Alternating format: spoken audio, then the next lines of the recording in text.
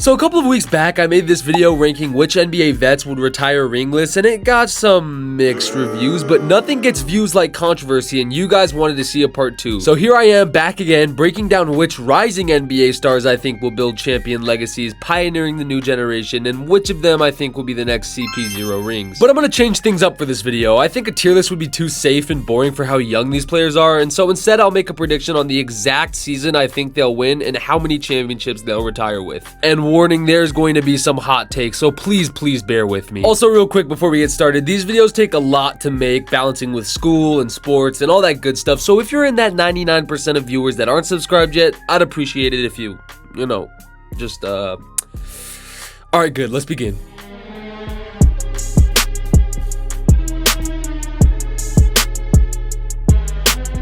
I can't think of a better way to start a list about young players winning championships than with Victor Wembanyama, and my expectations are exactly like him standing in a telephone booth. Through the roof. Please laugh. Can you just please laugh? As we've seen, Greg Popovich is going all in on developing young talent around him and working towards maximizing his window for the future instead of just going hard on underdeveloped talent way too early. Like the Rockets. And if you don't know what I'm talking about, there's this really incredible, awesome, super duper sick video about this subject made by this really cool guy that you can check up in the top right. It's like super awesome. But seriously though, Stephon Castle is the first integral piece of the Wembanyama puzzle, and he'll be learning alongside veterans like Chris Paul. On top of that, Wemby has proven time and time again that when the stakes are higher, he plays better. I mean, right now in the Olympics, he just knocked off one of the best teams in the entire tournament. Well, I mean, the refs knocked them off, but still, I mean, he's been playing great. Hey, this is me editing this video in the future, and Wemby just dropped 26 points on 58% shooting in the final against the US. And then afterwards, when he lost, he said, quote, "I'm learning and I'm worried for the opponents in a couple years." The reporter said, "In FIBA or in the NBA?" And Wemby said, "Everywhere." Yeah, we're cooked. And even further back in his career, he would deliver in the French playoffs with insane performances. Why do I feel like a young European unicorn who's incredible off the bat and continually delivered in the European playoffs before coming to America, making the playoffs after his rookie season, and then dominating is something I've seen before? Because I have! Victor Wembanyama has GOAT written all over him, and you can come back here in 20 years when people are comparing LeBron's scoring record to his DPOIs and championships while Jordan fades into Kareem Abdul-Jabbar status. Either that or he gets hurt and this is all a joke. But I think it'll still be a few more years for him to break through in this stacked Western Conference and for the pieces around him to develop, and for those reasons, I'll give him his first championship in 2029. And as for how many championships he's gonna win, we are seeing that NBA careers, especially for better players, are getting longer and longer, and with the amount of times he's been prepped to be a world-class athlete from such a young age, I think Wembanyama will be dominating for decades. This is what leads me to say that he will retire with 5 championships. And I've got a list to get to, so if you want to debate me, leave a comment and I will reply.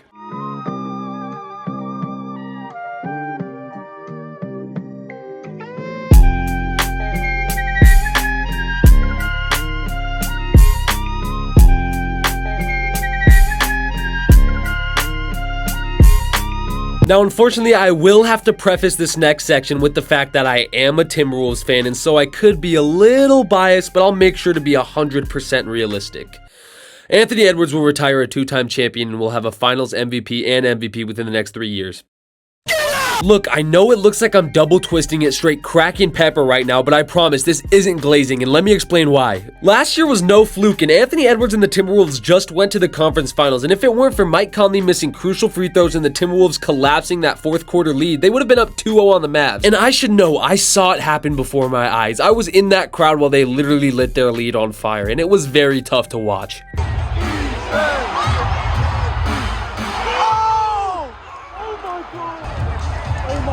They would win Game 5 and make the finals from there. That is with the young core who will only get better, and if you add Ant's improvement and the improvement of, I don't know, Rob Dillingham, with guard play being the only hole in last year's team, really, the Timberwolves are going to be favorites in no time. The only current wrench in the plan would be whatever goes on with Cat's contract, but as of now, they seem to be sticking with this core despite the wallet being damn near empty. I think this core will win 2 championships, very spread apart, and the first of that will be in 2027, and then sometime in the 2030s, and beyond that, I think Ant's explosive playstyle will hinder his longevity. But he'll happily retire as a Minnesota legend after bringing the Barron City 2 NBA titles. Yeah, I might be on his dick.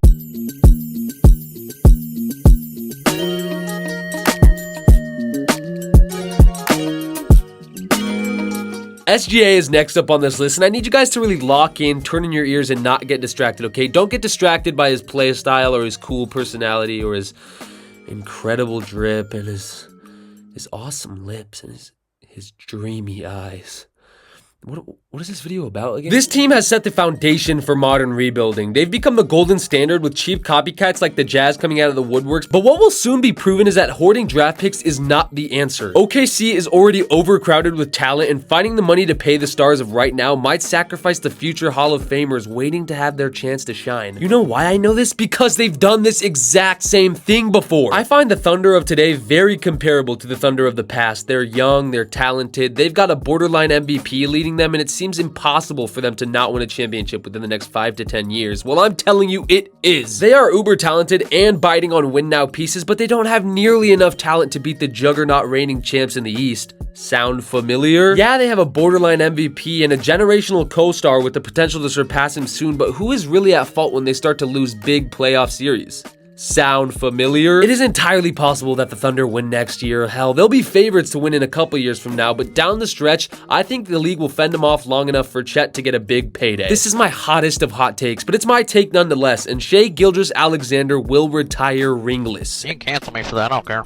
It's just my opinion. Go ahead and cancel me. Please don't play this clip in like a couple years when he wins the championship, okay? This clip does not exist if that happens.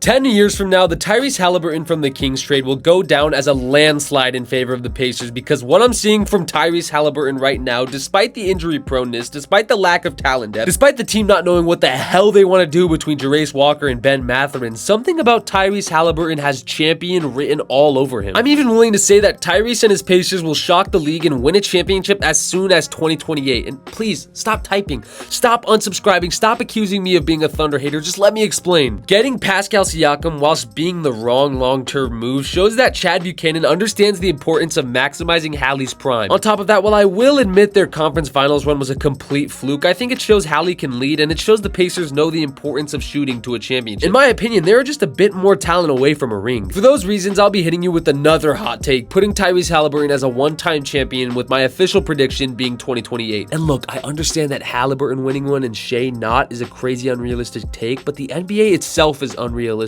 This team won a ring, and this team didn't even smell the conference finals. So let me spice things up, okay? It's my video. I want to breed a little bit of controversy, and let's get to the man you've all been waiting for, because it's time for Luka.